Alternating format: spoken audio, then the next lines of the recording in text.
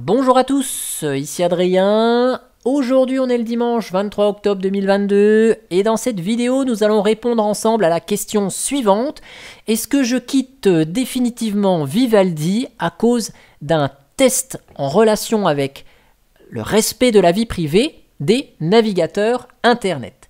Eh bien, on va répondre à cette question en lançant Brave sur cet article de 01net publié le 13 octobre 2022, soit il y a 10 jours au moment où j'enregistre la vidéo, donc les actualités sont fraîches, qui pose cette question: quel navigateur respecte le plus votre vie privée? Alors on va faire comme tout le monde, on va lire rapidement l'article, parce qu'on n'aime pas trop lire, blabla, on va faire ça en diagonale. C'est une question légitime à laquelle le site Privacy Test tente de répondre en faisant passer au navigateur différents tests automatisés qui sont ensuite rendus publics. Sans surprise, on constate de fortes disparités. Alors, super, génial, il y a une capture d'écran, j'aime bien les captures d'écran, là. Et vous voyez, on a les tests ici qui sont déroulés.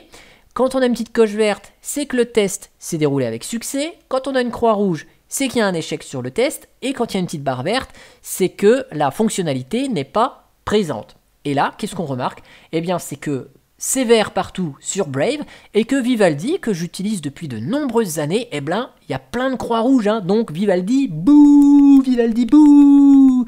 Et effectivement, la conclusion dans l'article, c'est que le navigateur qui respecte le plus votre vie privée est Brave. D'ailleurs, c'est écrit en gras, vous voyez. Et le journaliste de l'article, là, nous dit carton rouge pour Vivaldi. Je ne parle que de Vivaldi puisque c'est celui que j'utilise. Et donc, scoop, à partir de la 2e minute de cette vidéo, la réponse est non, je ne quitte pas Vivaldi pour Brave. Et je vais vous expliquer pourquoi d'ailleurs je vous parle de ça aujourd'hui.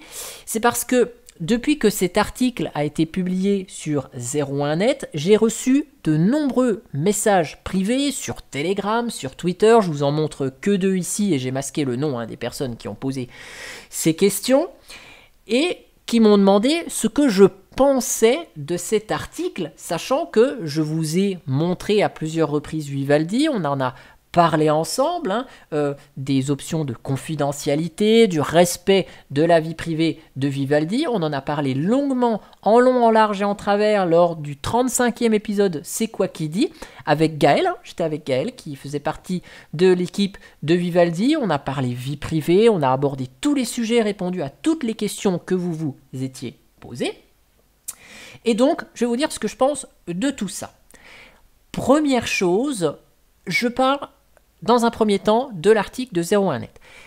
01net, c'est un site que je ne lis quasiment jamais parce qu'à chaque fois que je tombe sur des articles de 01net, c'est assez court au niveau de l'article et ça ne rentre pas spécialement dans le détail. Ici, chez 01net, donc il pose une question et il ne se base que sur une seule source qui est privacytest.org. Donc, quand on est journaliste, on multiplie ses sources et quand on veut être informé sur certaines choses, que ce soit dans le monde tech, informatique, mais pareil, sur l'actualité en général, ce qui se passe dans le monde, la politique, ce qui se passe en France, etc., multipliez vos sources pour recroiser les informations et vous faire votre propre avis. Là, premier truc que je trouve pas très cool, c'est qu'on n'a qu'une seule source qui est privacytest.org.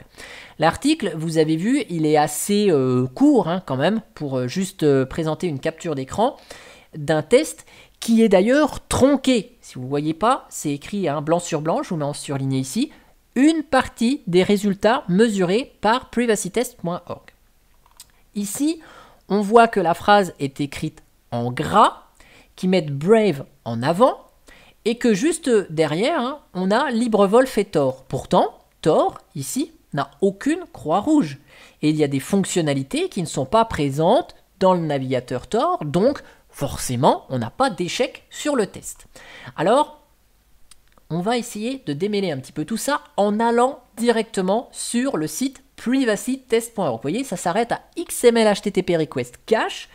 Si on va sur le site privacytest.org, déjà ici, c'est un test qui prend en considération uniquement les navigateurs web sur ordinateur. Donc, pas sur téléphone mobile, pas en mode de navigation privée, pas sur Android et pas sur iOS. Ça, c'est déjà la première chose. Le test de 01net s'arrête à XML HTTP request cache.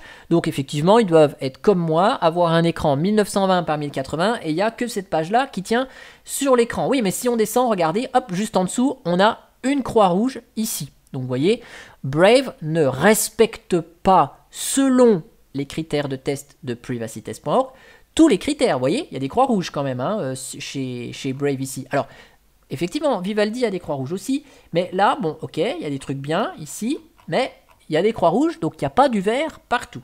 Déjà, première chose. Et deuxième chose, qu'est-ce que Privacy Test? Comment fonctionne le test de Privacy Test? C'est assez simple, c'est que ce genre de test, ils installent les navigateurs Internet avec les options par défaut. Une fois que le navigateur est installé et lancé avec les options par défaut, donc aucune personnalisation, aucune extension installée, hein, c'est navigateur vierge tel qu'il est, eh bien, il nous déroule le test. Okay? Là, vous avez bien compris le truc. Et si on revient sur Vivaldi, je reprends le C'est quoi qui dit, où on a parlé de Vivaldi, et vous rappelez qu'on a fait le premier lancement à l'époque ensemble du navigateur. Donc chez Privacy Test, vous voyez, ils ont fait le premier lancement de Vivaldi et ils ont validé les réglages par défaut. Et au niveau du bloqueur de publicité et de tracker chez Vivaldi, on vous pose la question si vous voulez l'activer ou non, mais par défaut, il est désactivé. Ok?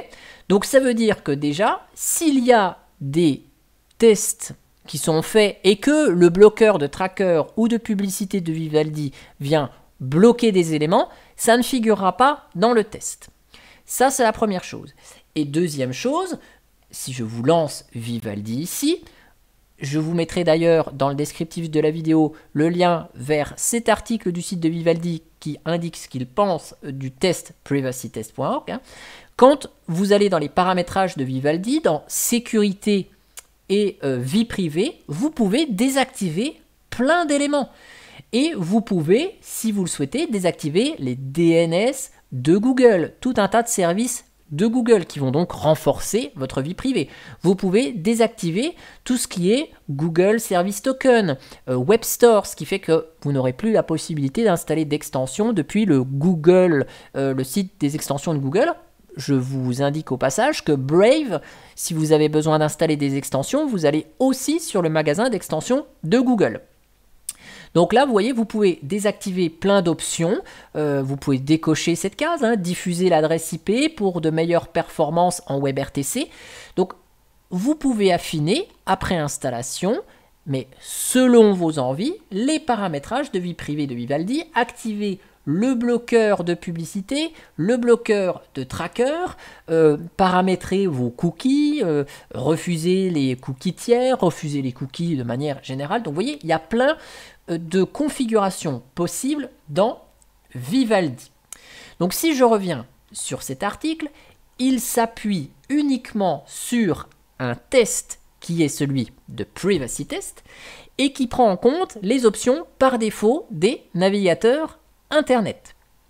Dans le cas de Vivaldi, puisque ça nous intéresse ici, Vivaldi n'active pas spécialement d'options par défaut, comme le bloqueur de publicité, etc. Et la philosophie de Vivaldi, c'est de laisser l'utilisateur final du navigateur faire les paramétrages qu'il souhaite. Il y a un assistant de premier lancement pour dégrossir le truc. Et après, vous pouvez personnaliser avec toutes les options et le About Flags que vous avez à votre disposition. Hein. Et Vivaldi souhaite, dans ce cas précis, parce que je connais bien la politique de Vivaldi, Vivaldi souhaite respecter ce qu'est à la base un navigateur Internet et donc d'afficher les pages web. Je ne parle pas des fonctionnalités du navigateur, hein, je parle juste de la navigation web. Il souhaite respecter à la base ce qu'est un navigateur Internet et donc d'afficher les pages web aussi crado que le web puisse être en 2022. Hein. Donc bien sûr, vous pouvez paramétrer les options du navigateur.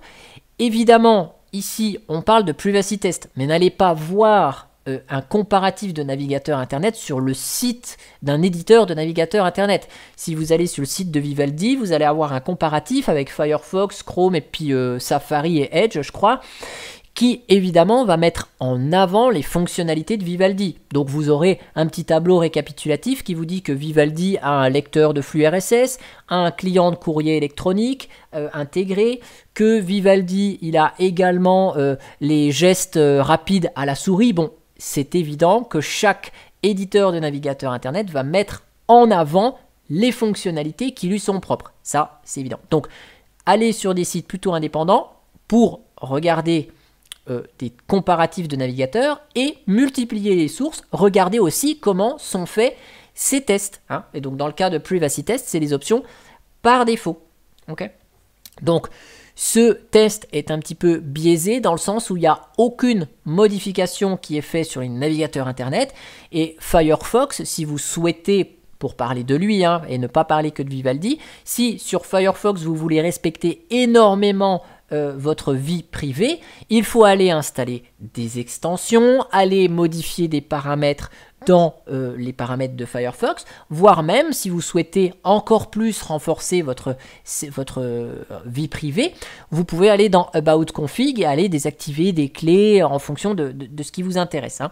Donc, voilà un petit peu ce que je pense de cet article, c'est qu'il n'est pas complet, il ne s'appuie que sur un seul test et ce test, il ne précise pas spécialement que ce test prend en compte les options par défaut des navigateurs Internet. Et voyez que, j'allais terminer la vidéo, mais voyez là, Brave m'affiche par défaut, hein, parce que je l'ai installé par défaut, je ne l'ai pas paramétré. Vous voyez, m'affiche des publicités, là, j'ai des notifications, voilà, sur des trucs, là, pour gagner de l'argent. Bon, ben, ça, effectivement, dans un test, ce n'est pas spécialement vu. Mais vous voyez là, ça vient m'embêter. Là, j'ai une notification, même si je réduis ça, voilà, je réduis tout ça. Bon bah, j'ai une notification de Brave, je m'en fiche ça. Bon bah, elle est là, elle vient me parasiter. Donc, est-ce que dire que Brave respecte la vie privée selon ce test qui est tronqué, alors qu'en plus, là, au cours de la vidéo, je me tape une notification qui vient m'embêter au cours de mon activité? Bon, je suis pas sûr, donc peut-être que l'article est un petit peu sponsorisé par Brave. Les gens de chez Brave, ils ont peut-être dit à 01net, bon, si vous nous mettez un peu en avant votre truc, là, on vous file un peu de thunes. Ça, on le sait pas trop, vous voyez. Donc voilà un petit peu ce que je pense de cet article de 01net.